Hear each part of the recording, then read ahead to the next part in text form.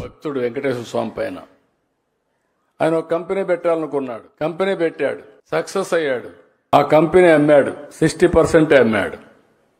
60% అమ్మితే 1.5 బిలియన్ అంటే సుమారు 6-7 కోట్లు వచ్చింది. ఈ సంపద వెంకటేశ్వర స్వామి ఇచ్చాడు కాబట్టి ఆయనకి తిరిగి ఇవ్వాలని ఆ భక్తుడు నిర్ణయించుకొని 121 కేజీల బంగారం వెంకటేశ్వర స్వామికి ఇస్తున్నాడు. ఇప్పుడు ఆయన 121 కేజీలు అంటే దగ్గర దగ్గర 140 కోట్లు 150 కోట్లు. ఆయన అడిగింది ఒకటే అడిగాడు, నాకు లెటర్ ఇచ్చాడు, సార్ నా పేరు మాత్రం చెప్పొద్దండి, చెప్తే మళ్ళా నాకు ఇది వస్తుంది, మీరు కావాలని చెప్పమని చెప్పాను. అంటే మీరు గుర్తుపెట్టుకోవాల్సింది ఆయనకు ఒక ఇంట్యూషన్, భగవంతుడు ఒక ఇంట్యూషన్ 121 కేజీలు ఇమ్మన్నాడు. కానీ వెంకటేశ్వర స్వామి రోజుకి 120 కేజీలు ఆభరణాలు ధరిస్తాడు. అంటే 120 కేజీలు అక్కడ ఆభరణాలు ధరిస్తాడు.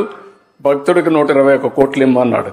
ఆయన అదే అన్నాడు, సార్ నాకు తెలియదు వెంకటేశ్వర స్వామి ఇంత బంగారం ఆభరణాలు పెట్టుకుంటాడని, కానీ నేను అడిగాను, వచ్చినాక అడిగితే చెప్పారని చెప్పి 121 కేజీల బంగారం దేవుడికి ఇచ్చాడంటే ఒక వ్యక్తి ఒకేసారి 140 కోట్ల రూపాయలు దానం చేశాడంటే అది ఆయనకుండే విశ్వాసం అని చెప్పి కూడా నేను మీకు తెలియజేస్తున్నా.